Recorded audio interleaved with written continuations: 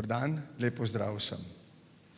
Najprej mi dovolite, da danes ob državnem prazniku, dnevu suverenosti, tukaj v mojem imenu, v našem skupnem imenu, iz predsedniške palače pošljemo vsem Slovenkam in Slovencem, doma in po svetu, vsem državljankam in državljanom, naše najbolj iskrene čestitke z najboljšimi željami za našo lepo in uspešno prihodnost.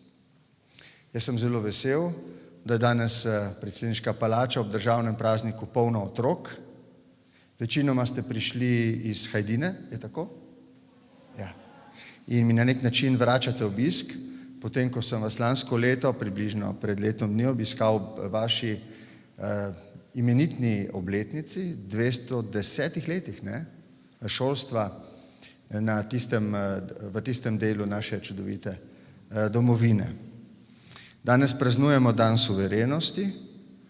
To je državni praznik, ki spominja na odhod še zadnjih okupatorjevih vojakov iz naše domovine, s čimer je postala Slovenija tudi dejansko suverena država, nova oblast, je v celoti nadzirala naš teritorij.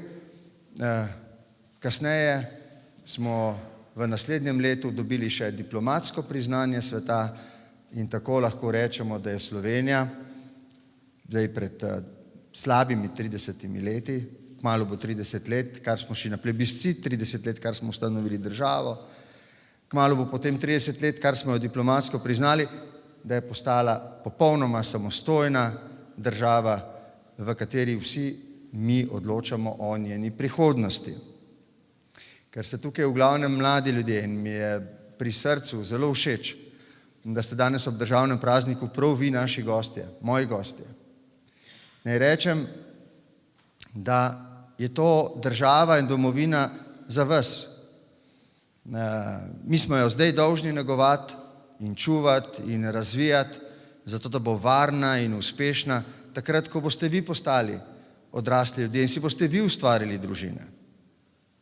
Veliko stvari na tem svetu ni odvisno od nas. Mi ne odločamo o vseh stvareh na svetu.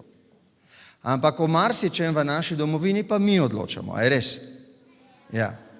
Zdaj vi v vašem razredu in na vaši šoli kot učenke in učenci ne odločate vsem.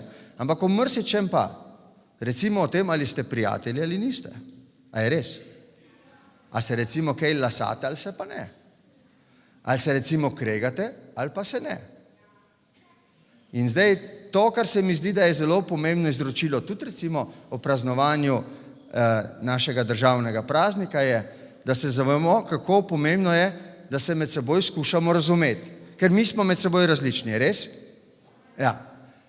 In prav zato, ker smo različni, moramo iskati poti, da se razumemo.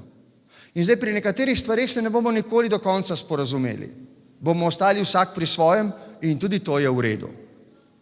Pri nekaterih stvareh, ki so bistvene, recimo za vaš razred, ali pa za vašo šolo, ali pa za našo domovino, pa se moramo potruditi, da pridemo do približno enakega ali enotnega stališča. Pri najbolj pomembnih vprašanjih. In če hočemo, da bo temu tako, moramo kaj? Paziti eden na drugega. Se moramo med seboj spoštovati. Moramo biti solidarni. A je res? A je res tako? Dobro.